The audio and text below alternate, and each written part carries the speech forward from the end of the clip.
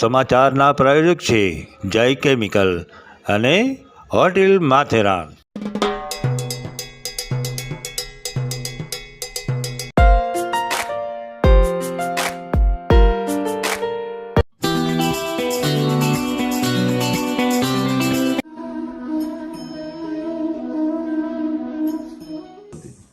બ્રહ્મક્ષત્રિય સમાજ સમાચારમાં સર્વે જ્ઞાતિજનોનું હાર્દિક સ્વાગત છે. તમામ જ્ઞાતિજનોને મારા જય શ્રી કૃષ્ણ. હું જગત દેવ્યાની બ્રહ્મક્ષત્રિય સમાજ સમાચારમાં આપણા સમાજના સમાચારો સાથે. તો ચાલો જોઈએ.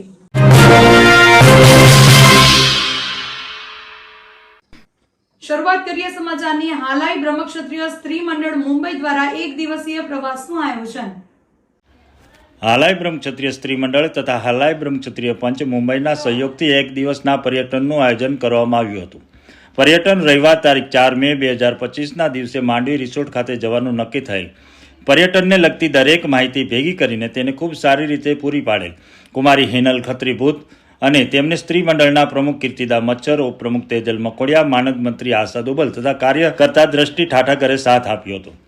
આ પર્યટનમાં 110 મેમ્બરોએ ભાગ લીધો હતો. આ પર્યટનના દિવસે નિયત સમય અને નિયત સ્થળે સૌ ભેગા મળી અને કુલ 2 વોલ્વો બસમાં બિરાજમાન થઈ માંડવી રિસોર્ટ તરફ પ્રયાણ કર્યું હતું. બસમાં આવેલ દરેક મુસાફરોની કાળજી લેવામાં તેજલ મકોડિયા, મંથન દુબલ, ધીરેન કિરીએ એક અમૂલ્ય ફાળો આપ્યો હતો. બસમાં 1.5 કલાકની મુસાફરી બાદ સૌ માંડવી રિસોર્ટ પહોંચ્યા હતા. રિસોર્ટમાં પહોંચ્યા બાદ બધાએ ચા પાણી નાસ્તો કર્યો હતો. ત્યારબાદ સૌએ ઉમળકાભેર અલગ અલગ રાઇડ્સમાં જવા માટે પ્રયાણ કર્યું હતું. 12 વર્ષના બાળકોથી લઈને 78 વર્ષના યુવાનોએ હર્ષોલ્લાસથી બધી રાઇડ્સમાં ભાગ લઈ આનંદ માણ્યો હતો. બપોરના સમયે સૌ ભોજન તરફ વળ્યા હતા. રિસોર્ટ દ્વારા સૌને આહલાદક ભોજન પીરસવામાં આવ્યું હતું. સૌએ ભોજન ગ્રહણ કરી લીધા બાદ 10-15 મિનિટના વિશ્રામ બાદ ફરી પાછા રાઇડ્સમાં આનંદ માણવા તૈયાર થઈ ગયા હતા. લગભગ 4 વાગ્યે રાઇડ્સનો કાર્યક્રમ પૂરો કરી સૌ હોલમાં ભેગા મળ્યા હતા. અહીં લોકોને સ્ત્રી મંડળના તેમજ પંચના કાર્યકર્તાઓ દ્વારા રમત રમાડવામાં આવી હતી. રમતનો કાર્યક્રમ પૂર્ણ થયા બાદ લકી ડ્રોનો કાર્યક્રમ કરવામાં આવ્યો હતો. ઉપપ્રમુખ તેજલ મકોડિયા અને પંચના માનદ મંત્રી ભૂપેન્દ્ર ગુમરાએ લકી ડ્રોના ઇનામોનું વિતરણ કર્યું હતું. પંચના પ્રમુખ જયેશ કાપડિયાએ પોતાના મંતવ્યમાં પંચની કાર્યવાહીની આછી રજૂઆત કરીને જણાવ્યું હતું કે છેલ્લા અમુક સમયથી પંચના કાર્ય કરવા માટે લોકો આગળ આવીને ઉત્સાહ બતાવી રહ્યા છે. તે ખૂબ સારી વાત છે. પંચના ઉપપ્રમુખ ધર્મેન્દ્ર ગોરાતેલાએ સૌ ઉત્સાહથી આવ્યા અને પર્યટનમાં ભાગ લીધો તેના માટે આભાર માન્યો હતો. પંચના સહમંત્રી પ્રકાશ તેજાણીએ ખૂબ સારી રીતે વ્યવસ્થા જાળવી હતી. પંચના ખજાનચી હિતેશ નિર્મળે ફાઇનાન્સને લગતી દરેક બાબતમાં સંપૂર્ણ સાથ આપ્યો હતો. સાંજે 6 વાગ્યે રિસોર્ટ દ્વારા સૌને પાઉંભાજી અને પુલાવનું ભોજન પીરસવામાં આવ્યું હતું. ભોજનનો આનંદ માણ્યા બાદ દરેક પોતપોતાની બસની જગ્યા ગ્રહણ કરી હિંગળાજ માતાના જયકારા સાથે પ્રયાણ કરી સૌ પાછા ફર્યા હતા. અહેવાલ ભૂપેન્દ્ર ગુમરા, પ્રકાશ તેજાણી.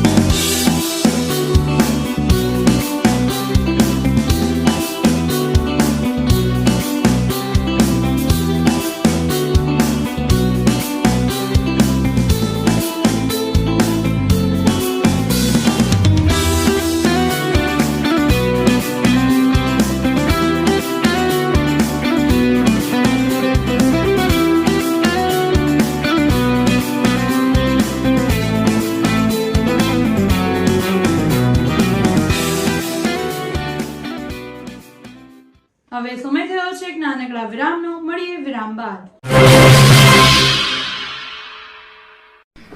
આ સમાચારના પ્રાયોજક છે જય કેમિકલ અને હોટેલ માથેરાન.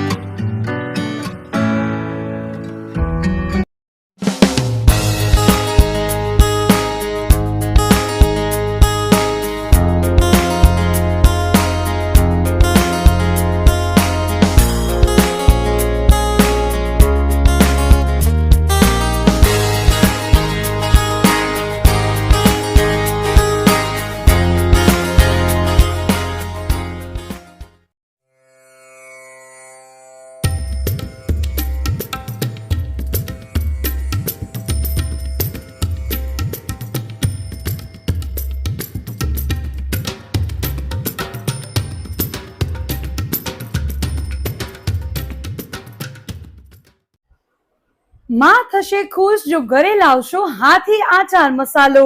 સ્વાદ અને સ્વાસ્થ્ય માટે આજે જ લાવો હાથી આચાર મસાલા.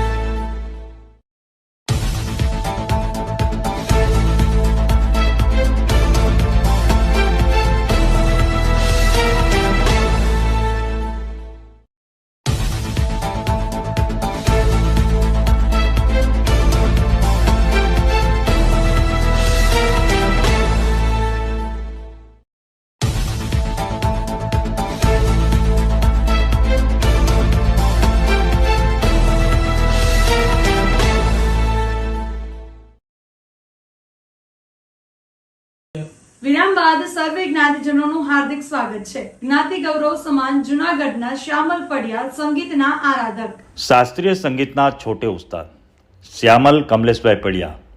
શ્યામલ કમલેશભાઈ ચિમનલાલ પડિયાનો જન્મ તારીખ 23/7/1997 રોજ જૂનાગઢ મુકામે થયેલો. તેઓએ મિકેનિકલ એન્જિનિયર કરેલ છે અને ખૂબ જ નાની ઉંમરે શાસ્ત્રીય સંગીત ક્ષેત્રે તીવ્ર ગતિથી આગળ વધતું અને જૂનાગઢ બ્રહ્મક્ષત્રી જ્ઞાતિને ગૌરવ અપાવતું નામ છે. જેમ કે કહેવાય છે કે પુત્રના લક્ષણ પારણામાંથી જ વર્તાઈ આવે તેમ માત્ર 5 વર્ષની આયુમાં કૌટુંબિક સંગીતમય વાતાવરણમાં ઉછરેલા. જ્યારે દાદા રિયાઝ કરતા ત્યારે શ્યામલ 5 વર્ષની ઉંમરમાં દાદાની સામે પોતાની કાલી ગેલી ભાષામાં સ્વર રૂપે દાદાને સાથ આપતો. 12 વર્ષની નાની વયે તેઓએ પોતાના દાદા ગુરુ પંડિત ચિમનલાલ પડિયા તે ગુજરાતના શાસ્ત્રીય સંગીત ક્ષેત્રે જાણીતા અને ઉમદા કલાકાર પાસેથી તાલીમ લેવાનું શરૂ કર્યું. તેના 7 વર્ષ બાદ 2012માં દાદા ગુરુનું નિધન થયું. તેથી સંગીતની પૂરી તાલીમ મેળવી ન શક્યા. પણ દાદા ગુરુ પોતાના શિષ્યને આગળનો માર્ગ સમજી શકે આ ક્ષેત્રે પગભર થઈ જાય તેવી તૈયારી કરાવતા ગયા. તેમના નિધન બાદ તેમના સિનિયર શિષ્ય પ્રોફેસર શ્રી બિહાગભાઈ જોશી પાસેથી આગળનું સંગીત શિક્ષણ મેળવવાનું ચાલુ રાખ્યું. 2014ના ગાળામાં સંગીતના મહર્ષિ પંડિત જસરાજની મુલાકાત લીધી. તેમના આશીર્વાદ મેળવ્યા. તેઓના માર્ગદર્શન હેઠળ અને આજ્ઞાથી શ્યામલને તેમના પરમ શિષ્ય પંડિતાઈ ગાર્ગી દત્તા આગળની તાલીમ લેવાનું ચાલુ કર્યું. 2015માં તેઓના ગુરુ ગાર્ગી દત્તાને દિલ્હી જવાનું થયું.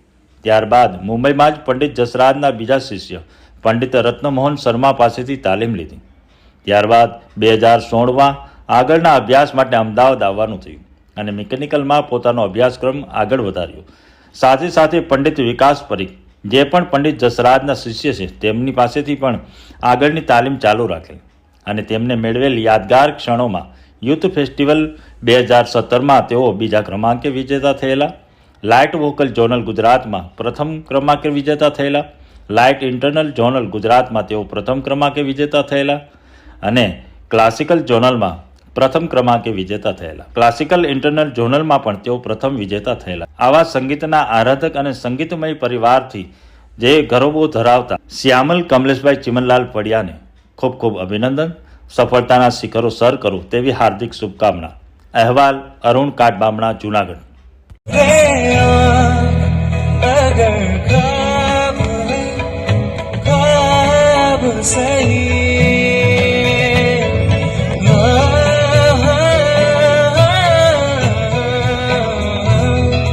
ना खुले बाबरा मन तेरे लगन में डूब ना जाए तेरे नयन में बाबरा मन तेरे लगन में डूब ना जाए तेरे नैन अभी जाओ ना सताओ अभी जाओ ना सताओ कैसे मैं कहूँ सकी बातें कट न कटे वह रातें एक पल छिन छट रही उनकी यादें हैं और तक न लग रही मेरी आंखें जोगन बन गए मैं तो जोगिया मेरे मोहिया हर जाइया मेरे मोहिया हर जाइया बैरी जिया ये मोरा बैरी जिया बैरी जिया ये मोरा बैरी जिया मेरे मोहिया. હવે જોઈએ આપણા સમાજના દુઃખદ સમાચાર.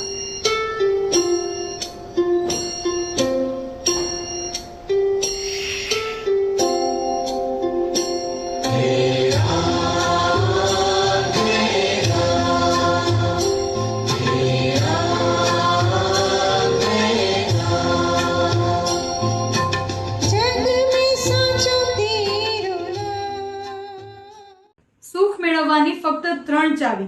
અપેક્ષા કદી રાખવી નહીં, અધીરા કદી બનવું નહીં અને આવેશમાં કદી આવવું નહીં. આવા સદવિચાર સાથે બધા સ્વસ્થ રહો, સુરક્ષિત રહો. તેમાં તમારા શહેરના સમાચારો તથા તમારા બિઝનેસની જાહેરાત આ ન્યૂઝ ચેનલ પર મૂકવા માટે સ્ક્રીન પર બતાવેલ નંબર પર સંપર્ક કરી શકો છો. તેમજ આ ચેનલને લાઈક કરો, શેર કરો અને સબસ્ક્રાઇબ કરવાનું ભૂલશો નહીં, જેથી નવા સમાચારો તમારા સુધી ઝડપથી પહોંચી શકે. હવે સમય થયો છે વિદાયનો. નવા સમાચારો સાથે ફરી મળીશું. ત્યાં સુધી જોતા રહો બ્રહ્મક્ષત્રિય સમાજ સમાચાર. આપણી વાત આપણા સુધી. નમસ્કાર.